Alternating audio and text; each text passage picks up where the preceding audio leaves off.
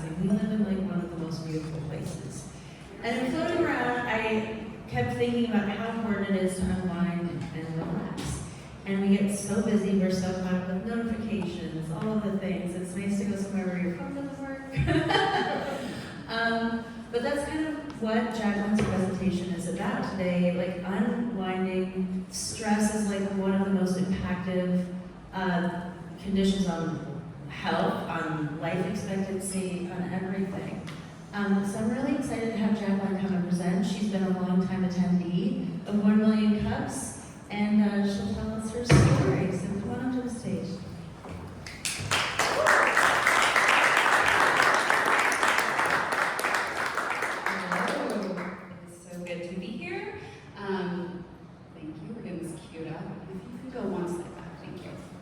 So I'm Jaclyn Shea. You probably have seen my face. I'm founder and CEO of Somatic Collective, and I'm here to talk to you about our mind-body membership. But let's first do some mind-body practices. No, I wasn't supposed to do that. I'm too excited. All right, I'm going to guide you into mind-body practices so you actually know what I'm talking about instead of just approaching it from your mind. So I invite you to set down anything you have. Don't worry, the coffee will be there in just a few minutes. Put everything down. And start to notice the chair, how it's supporting you, all the points of contact, where your feet meet the floor. And slowly close your eyes. We're just going to do a bite-sized practice, noticing your breath without changing it. And just starting to tap into sensation in the body. And let your awareness go to those top-line sensations, those loud ones. It might be pain or discomfort. It might be a part that feels good. Can you get curious? What does that feel like? Forget the story. What do you feel? And then I invite you to popcorn your awareness to a part of your body that is actually pretty quiet. Maybe it's your feet. Bringing your attention there. And what does that part feel like? Are there more sensations as you bring your awareness there? It's okay if not. Zooming out to your entire body, all the sensations, emotions, mood, just noticing how you're arriving today. And if any of that stress from that driving and parking can just melt away. And then I invite you to feel into this community. All these people in this room, the people who have supported you, who you've supported. And I just really feel what it's like to give and receive that support. Maybe it feels warm or expansive.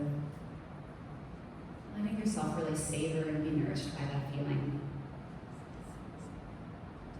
One last moment to savor, and then keeping your eyes closed, I invite you to gently sway side to side, just feel your weight, and slowly open your eyes. Now, just with a head nod, do you feel any different at all after that bite-sized practice? Yeah? Cool. Okay, if not, that was a microdose. Some of us need larger doses. So that is a bite-sized mind-body practice. I incorporated a few elements there. And I'm going to talk to you about what exactly are these practices. So I've kind of categorized a few broad umbrellas, but really it's mindfulness and embodiment. And somatics is one term, which comes from the Greek root soma, which means living body in its wholeness. So practices range from purpose, which are ways that we can really get on purpose. What am I about, and how can I really embody that purpose to move forward? This is an embodied know, which can really help us. It's a powerful practice. We have more mindfulness practices, this one being led by Eden. These practices, I'm sure you've done. They improve focus, many amazing things, the most well-studied. Embodied awareness practices are ones that help us tune in more into sensation and how our body might be communicating with us. Because guess what? We don't necessarily have to get to that 10 out of scale, 10 scale distress or emotion. We can tap in earlier and say, ooh, is there something going on here? We have breath.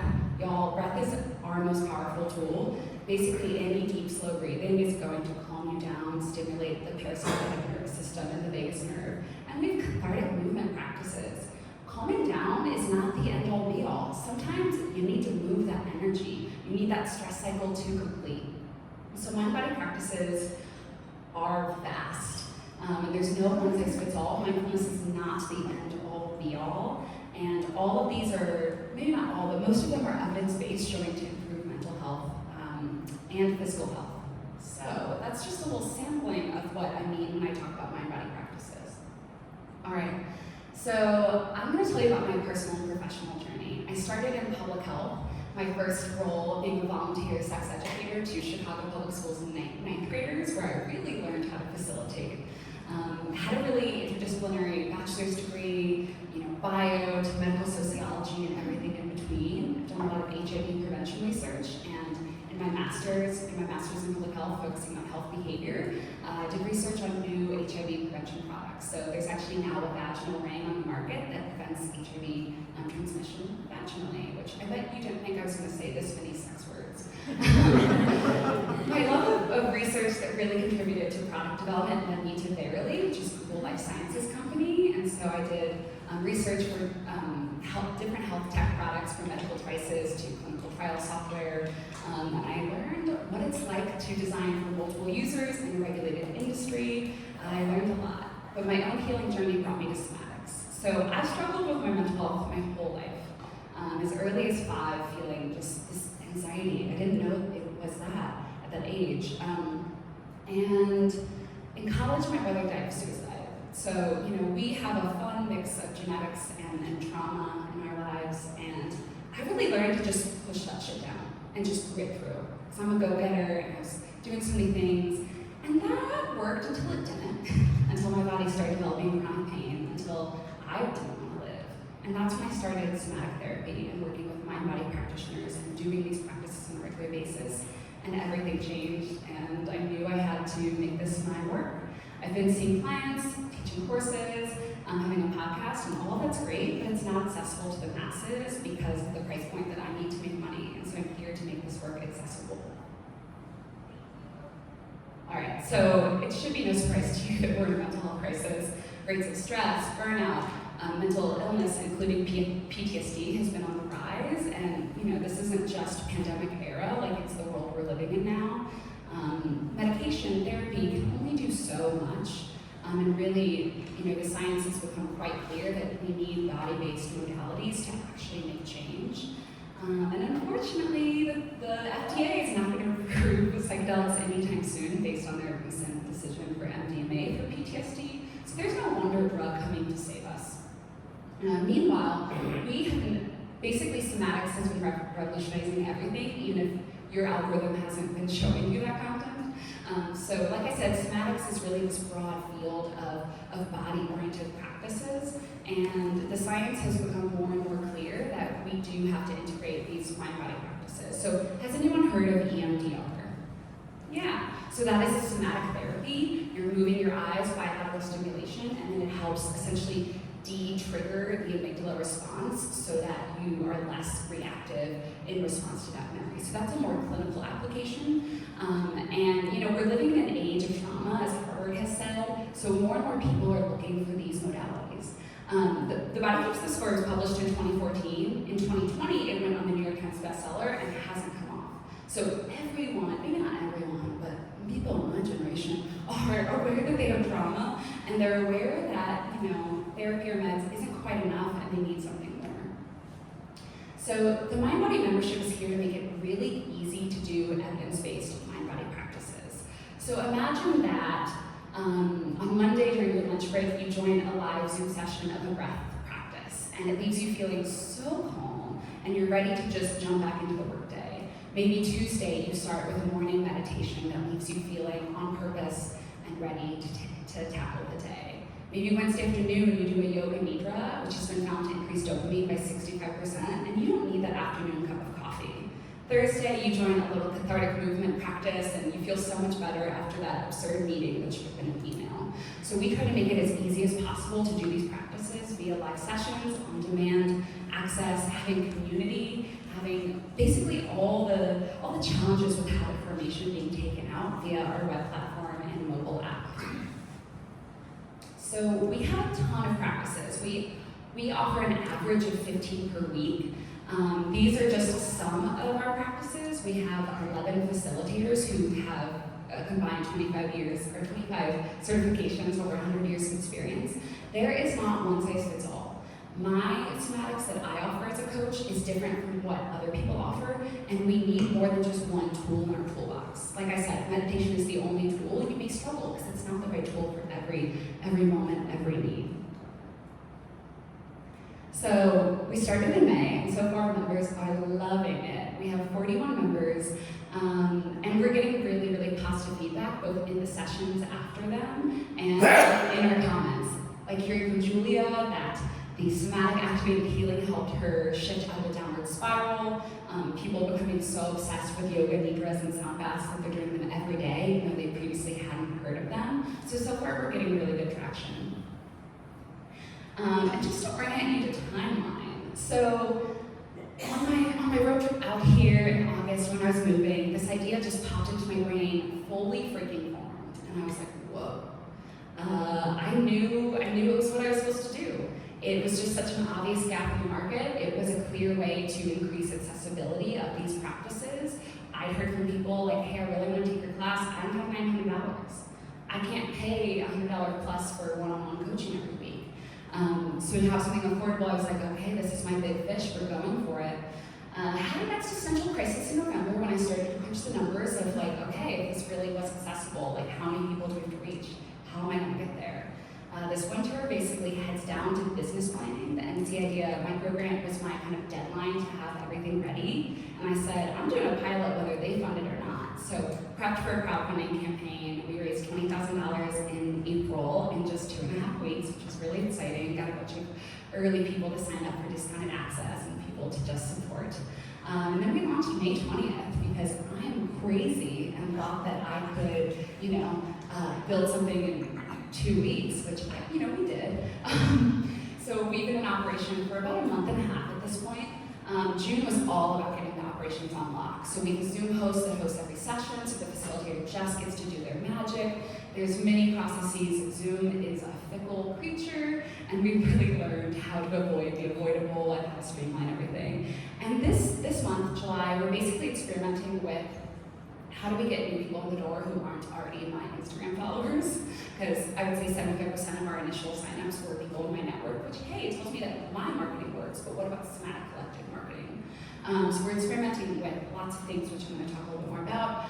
We're doing interviews with members to really understand what's working, what's not, their attitudes and behaviors, and we're iterating with the product. So updating onboarding flow, updating various things to make it easy and more intuitive to use.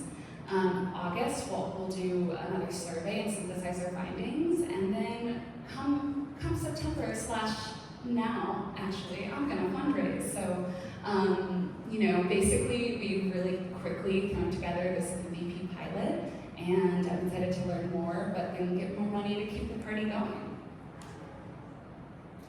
Okay, so this is a little behind the scenes peek.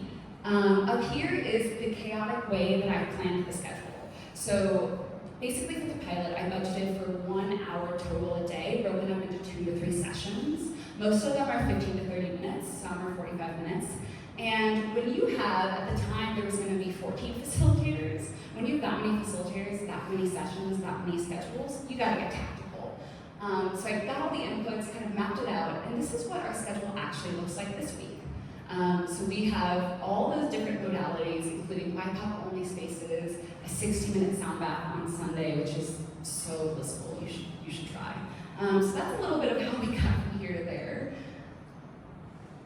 Okay, so I have a big bold vision that is essentially that these mind-body practices and helping people build capacity to be in their body, to be with difficult sensations, to move through that stress instead of, just numbing out, just pushing through. That all of these things can help us live more on purpose and ultimately facilitate social change. I'm not here to tell you what that social change should look like, but I trust that every individual, when they're not surviving and thriving, can be a positive influence in their community. So a few of my long-term visions include catalyzing mainstream awareness. So, mind-body practices and somatics are already in the mainstream. The top podcasts are all about evidence-based, healing. But I want to also contribute to that with my podcast on YouTube. I want to be the entry point, the affordable option for people to dip their toe in the water into these practices and then maintain it, 'cause it's just so easy. I want to offer, this is affordable, it's $30 a month, and I want to offer affordable courses that don't cost thousands of dollars so that we can really help people get access to these life-changing practices. I want to help advance the evidence base, so partnering with researchers at universities to do randomized trials on these modalities, because research is power, and that's how it becomes mainstream, and that's how we get the data to, perhaps go more squarely into the healthcare industry.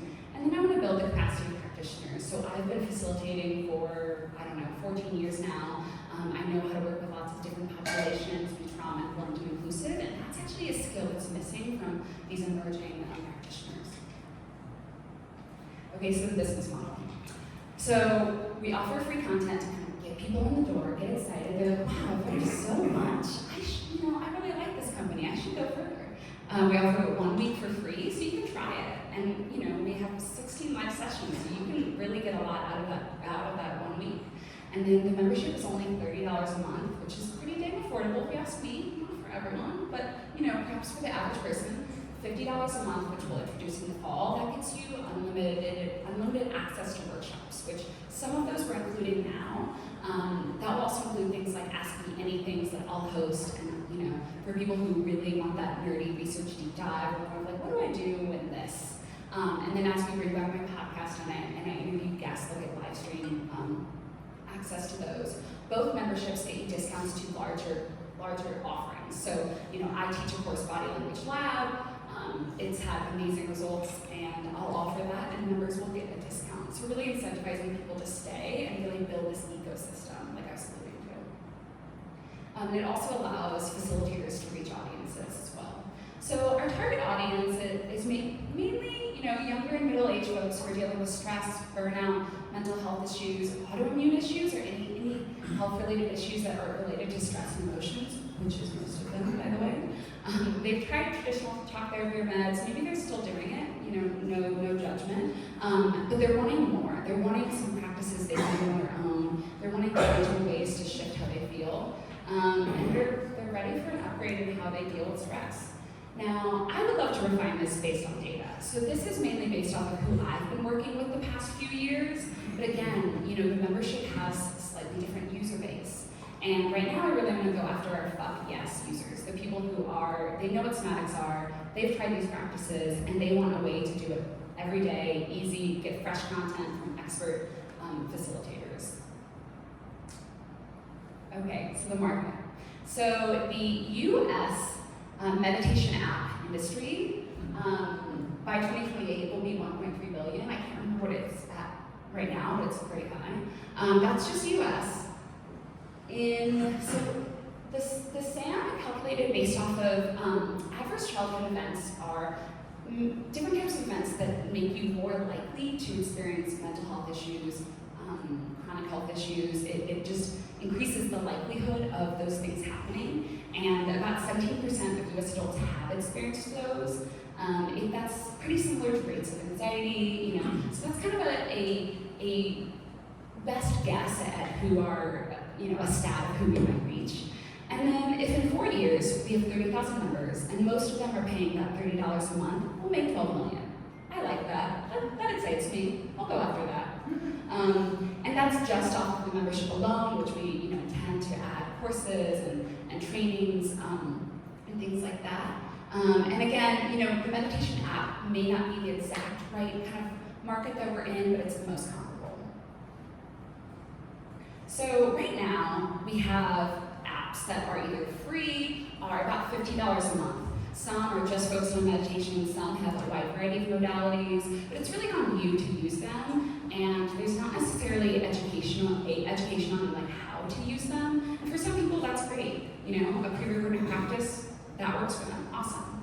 In the somatics field, aside from the more one-on-one work, what we see is a lot of these self-paced courses, so it's just like, here's a bunch of videos, you go do it.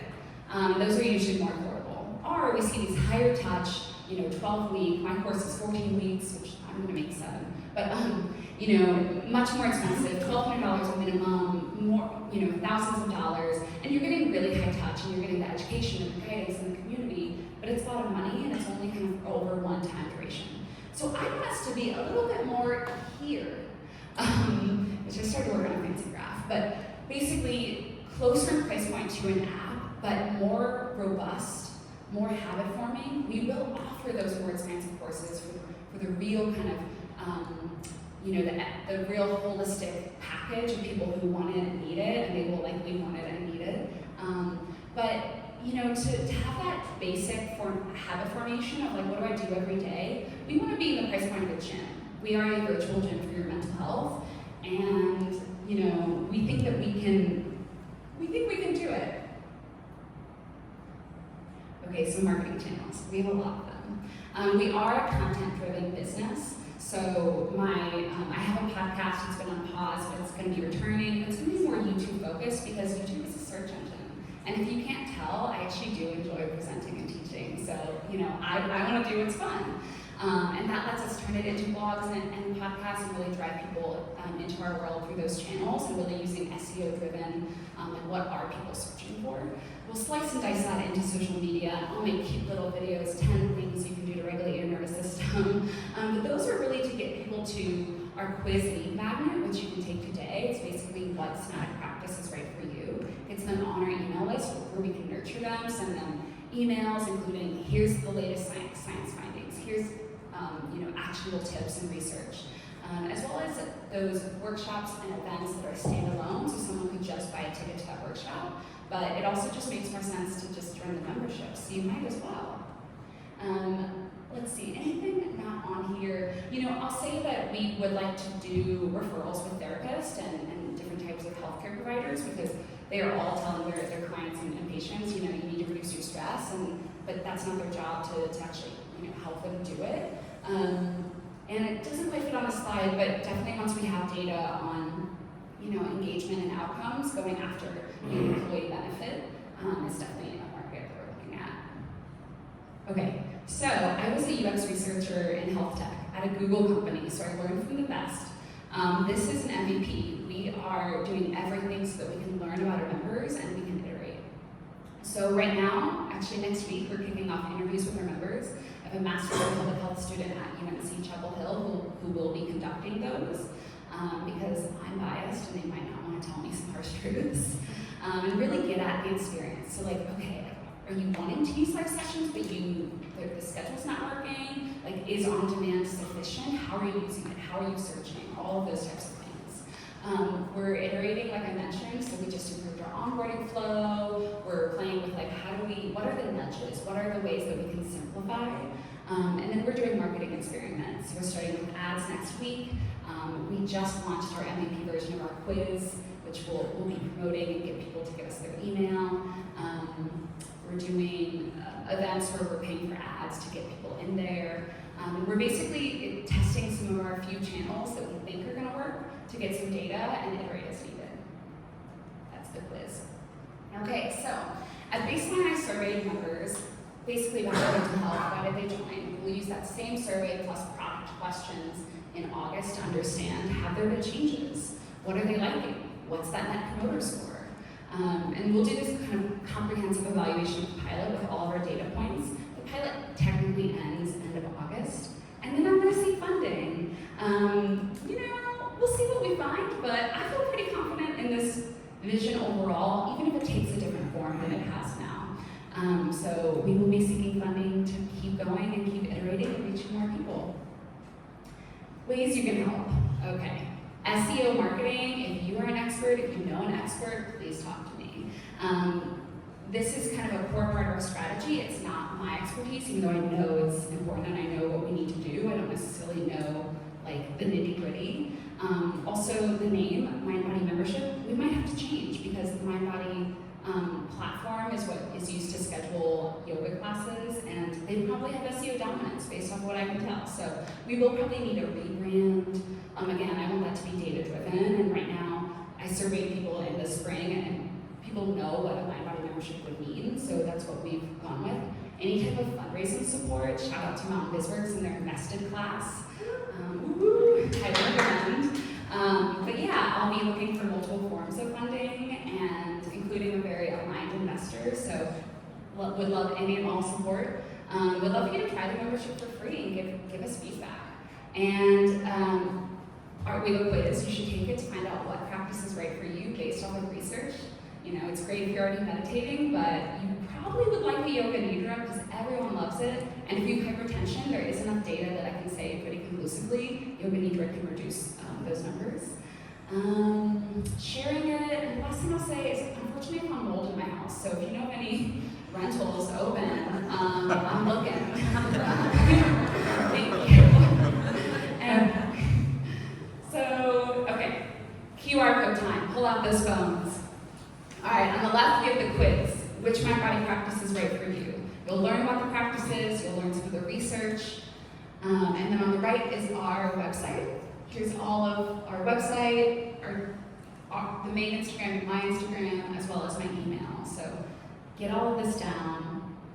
The quiz is definitely MVP, and we're going to be improving it. I welcome feedback on it. And you can try it for free for a week. So come join the party. And now I open it up to... Yeah, let's all put our hands together for Jaclyn.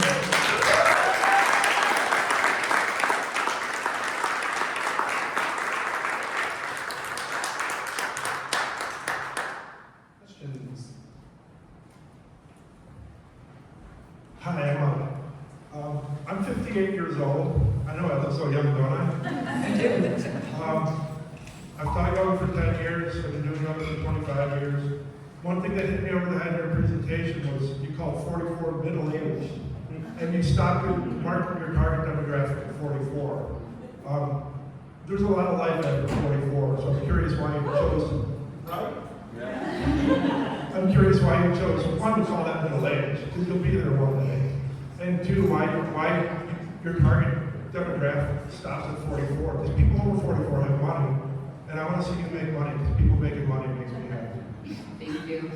Yeah, if I'm being real, I've received the feedback that I need to be more specific who we're after, and honestly that slide was still not even that specific. I actually don't consider an age limit. We have folks in the membership who are in their 60s and 70s. I've had people sign up for one-on-one coaching and courses in those age ranges. And you know, most people are pretty tech savvy, so they can join a live session over Zoom. You know, like that's not necessarily out of their bandwidth. I agree. I'm in this tension of like, okay, how do I speak to the people who are, at least in this moment, like they're already enrolled in the concept of mind-body practices, which you are, you do yoga.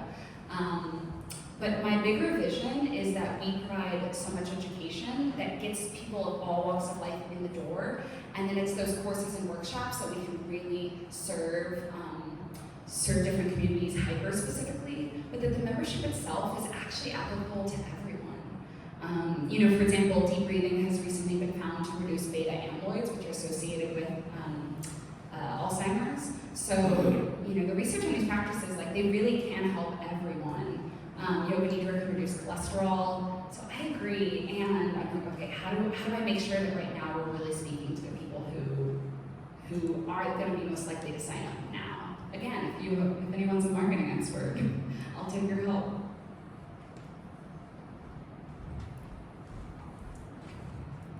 Thanks, great presentation. You've talked about the research enhancing the product. I wonder if you're in your long-term revenue strategy, you've thought about the research as a product itself, because the research in this area is still so terrible that I think even just developing marketable research, and the insights from the research itself could be a whole other revenue stream for you as well. Totally, yeah, that's a good point. I've thought it more in the frame of validating the actual practices, because some have more, like, I would say meditation, definitely, breath, yoga nidra, and then, there's ways in which some were like, okay, like, we know that sound baths feel really good, we know that they do this, and like, I think they're good for us. They've listed out, so you should do them anyways, but yeah, I'm really passionate about about contributing to peer-reviewed research, because that's what really moves the needle in every way possible. But, even like publishing our, report on the MVP as I was thinking more of like a way to get people's emails, but in the long term, absolutely, it could be a way to give research to like practitioners of here's how to, I like that. Thank you.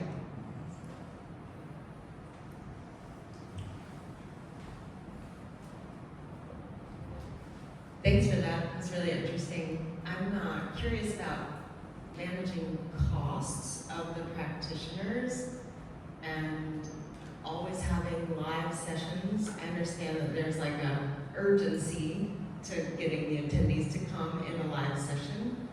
Just wondering if there might be an opportunity for some recorded sessions. I mean, I do like training club fitness workouts in my living room, and they're all pre-recorded, and I don't have to be somewhere at some time, and I can do them at my convenience. Yeah. So there just may be two streams of people that are, like maybe more self-motivated versus needing that synchronous time together. Totally, and that's something I'm hoping to learn from our existing members is like, are the live sessions while you're here, or is it frustrating that you can't join them live? Like is the live the crucial component versus are you just wanting really good content that's better than what you can like find on YouTube and you kind of want it curated? That's an open question because right now, labor is our biggest cost. Paying these facilitators is, and I want them to be paid well, but so over time that could go up. Like how do we, factor that in?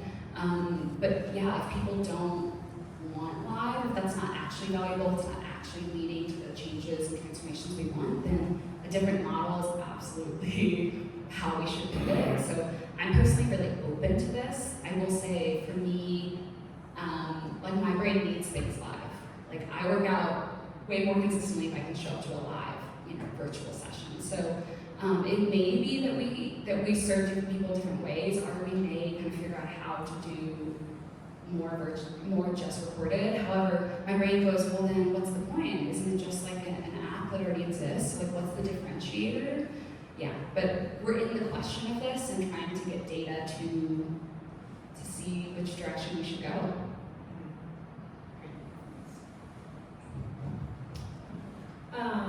Hi, thanks for your presentation. First, I want to give you some praise.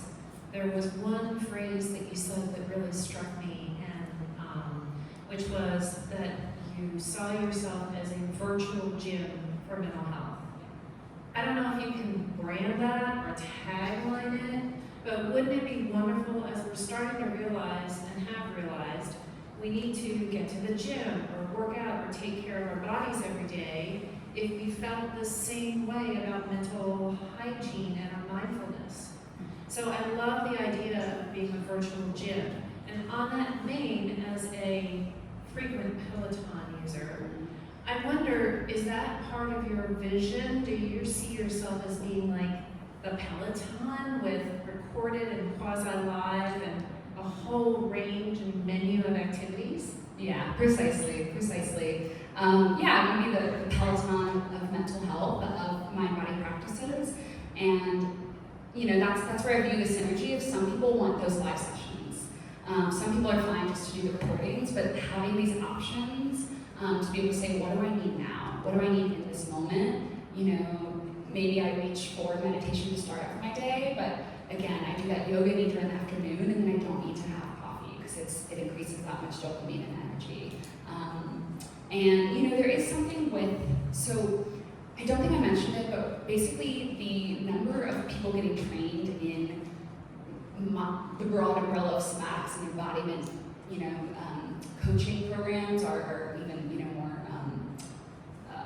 somatic psychology programs has just skyrocketed. And the number of organizations providing these, and they're becoming more affordable and online, and so we're seeing more and more practitioners, but they're not all good at marketing. Like they didn't sign up for this to become a marketer. So part of our game is to become the name and be so good at marketing that you the practitioners want to facilitate with us because that's how they're going to build their audience, and they don't have to just rely on social media alone. And then, like, it's sort of like we have all the faces, we have all the names come to us, which does include having, in my hypothetical budget, having like $9,000 a year for some of those big names to come, the Peter Levines, the Bessel Van Kirks, and then you have these like people that are lesser known, and that's how you get people in the door into the ecosystem. And this relationality, this component of like, there's an actual human there, and I know that other people are here, like, I do think that can be supportive, and it's what's missing in many apps. And there's actually a few studies that were from the pandemic that looked at meditation programs that were supposed to be in person and then became online, and comparing recorded practices versus live. And the live had higher satisfaction, it had higher engagement, and it had better outcomes. So the data does suggest that this relational component and this live component can be more effective. It won't work for everyone, but I want to be the Peloton of Somatics. Yeah, I just wanted to follow up on the live versus recorded. I'm currently taking an AI class for production, and we have both. And just from my observation is that I enjoy going and taking live courses, but there's been a couple of times where it's like, oh, that was really impactful, or I need to revisit this. And then having access to that recorded for a period of time afterwards was extremely helpful and engaging. And then event that I had on the ones that I couldn't attend, I was able to access those and get that knowledge. So, I mean, it was just as a data point of like there is a benefit to having a recorded session, even if you keep it up for a week. Totally. Yeah, I think about it as, there's many different brains, there's many different types of nervous systems, orientations, and personalities and needs, and how do we meet these different learning styles and needs and schedules, and how do we support the different ways that people might want to engage? And so, yeah. Great, we have time for one more question, and then if you have questions, feel free to ask afterwards. Thank you, this is really intriguing. Something that's come up for me as we've been talking about the distinction between live and recorded, pre-recorded, and so forth, and the value of a sense of community, is I'm wondering whether you have considered the community building element here. I know that comes with really big challenges around things like moderation and so forth. It's a non-trivial issue. However, it seems to me that there is potential here, both for live and for some kind of static forum kind of environment, that might be really beneficial, particularly for people who are coming in for the first time, to hear from other people, to have some dialogue maybe in an anonymous fashion so that they feel less vulnerable and so forth. I don't know if you've considered that. I don't know that you would want to do it in your alpha or even your beta stage, but I would think about planning ahead for that, because I'm sure that when it comes to these kinds of modalities, word of mouth is huge. And this is a way to get people to participate and feel engaged and invested in the success of their organization. Yeah, thank you. Yeah, we're playing with what does community look like virtually, so we have different spaces, like ask the community, share your intention, and different things like that. We're also interested in, there's kind of modalities of like women's circles or men's circles where it's really more just about sharing and being seen. And so how do we have sessions that aren't necessarily like you're just guided in a practice, but it is more connecting and that feeling seen and what it's like to just be in community. But then, our ideal strategy, which will take money, is doing events across the country in hubs. So, definitely San Francisco, LA, where there are amazing practitioners, partnering with them who have local followings, partnering with the, organizations that host events like these, to really tap into different communities that already exist. And then we also want to reach communities that maybe couldn't afford this. So how do we, partner with nonprofits? Is that building it into the revenue model of like a certain percentage gets free funding based off of however many members are, is that, mechanisms to get grants to give this free access. So I definitely think community needs to be part of it. It gets complicated at scale, but absolutely. All right, let's put our hands together.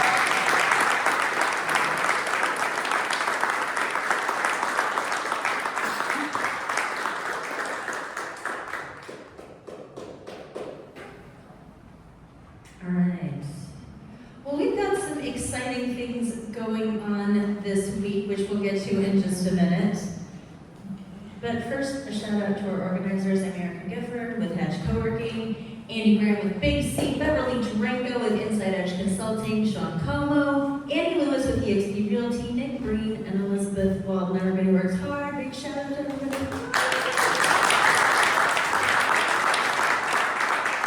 So we kind of skipped through that, but now's the time where you pull out your phones and you click on a couple buttons for this anonymous survey that helps with funding. We appreciate it.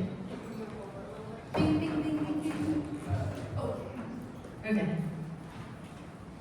I feel like we need music for this portion, like a little 15-minute. Jeopardy. Yeah. Maybe we should have AI generate it. All right, everybody good? All right, thanks to our event sponsors. We have Charlie and Troy Ball, who generously donate the space each week. Inside Edge Consulting, SCORE, the Hatch Foundation, ERC Broadband, EXP Realty, Biz Radio, Venture Asheville, Colton Group Financial, Hatch Co-working, WNC Business, Mountain BizWorks, Big C, Dynamite Coffee Roasting, Western Carolina University, and big shout out to Tony from Coffee Curious for making our coffee each week. If you have a mug, return it to the thing. Like Howard has right here. He's gonna take it right back there so we can wash it and put it back in the mug library for next week. And some exciting things going on. Next week we have NC Care Management, which is about elder care. This is like kind of a growing thing that we're all looking at as our parents are getting older, and like, what does this look like? So there's some really great solutions that they're gonna be bringing and talking about next week. And this Thursday right here, beginning at 5 o'clock, KP Reddy is going to be doing a book signing, and I think he's giving away books. He's going to do a little talk about creating the intangible enterprise, which is leveraging AI for your businesses and what it looks like into the future. He's a great resource if you haven't looked him up. He does TED Talks and talks all over the country. And he doesn't have this book on audiobook. I find his view very fascinating. He's all into AI, but he's he wants people to sit and read the book. I think this is an interesting concept. On the 16th, the Asheville Musical Theater presents Songs for a New World. This is the team that brought us Tick Tick Boom last year, so check out what's going on with them at the Wertha. And then Todd, Can you come up and talk about what you have going on the 19th? I think this is so cool. Todd is one of our key sponsors here at 1 Million Cups. We really appreciate him. He's with Colton Group, and he's offering something to the kids in the community for the future. Well, good morning, everybody. I'm a sponsor here because I love what this organization does for people, the sharing, the vulnerability, the bold presentations, and thank you so much for your presentation today. What we do at Colton Group is we want to work with the community on financial beginnings, and what that means is basically trying to educate people before they get into debt, before they get into building their own business. So I have a question for you guys. How many of you wish that when you were younger, someone would have told you a little bit about credit cards, about credit scores, So we don't do a good job in our education system with that. So what we're doing on Friday next week is age 15 to 22-year-olds. We're going to start basically in the morning, do a bunch of presentations on budgeting, college, and everything else that might be relevant, and then we're going to finish with lunch. So we're going to roll it out to that age group now, and then we're going to go to adults, we're going to go to some of our 401k participants, and we think it's a real value. So if you know of anybody, if they can't do the 19th, be in touch because we're going to do more in the future. We want to do more in the community, and I think it's really valuable. So Colt Brew, we're just down the road. If you have ideas on how to collaborate, we're really interested in spreading the knowledge on just basics of finance. Thank you. Hold on, I'm curious. I scanned the code, but it just takes me to your website. What specifically event are you talking about? How do I find it on the website? Good question. Can you go back to the last one? Right here. Let me get another way. Is there a way to, because it just gave me an option. Sean, what did you put in here? I put the QR codes that was. Yeah, so the one page with that I sent you with the financial beginnings thing. I'll tell you what, if you have a question about it, if you just reach out to them. Yeah, it's 15 to 22. I'm having my daughter go. I started to say making, but she's actually excited and interested. To say it. So sorry about the QR code, but you can just reach out to me, Todd Burkholz or Colton Broom, and I should be on the website. There's just a better team, and then send me a message, and I'll get all the details from you, because we have a sign-up sheet and everything like that. But 15 to 22, we already have 15 people signed up. We have capacity for about 30, but it's going to be really collaborative. And yeah, so if you scan the QR code, they can find it here on your website. Does anybody want a form? I can go and print some off real quick. Form. Yeah. Or just where to register. I'm looking at your website and I cannot find where to hit the button to register. Is it in? I emailed you that form, but it's... Yeah, I have the form. Just put it on the meeting. Just put it on the match. Put it on the Slack. We're gonna put it everywhere. Thanks. We're gonna blast it on Instagram. We're gonna do all of it. All right. Thank you, Todd. And that's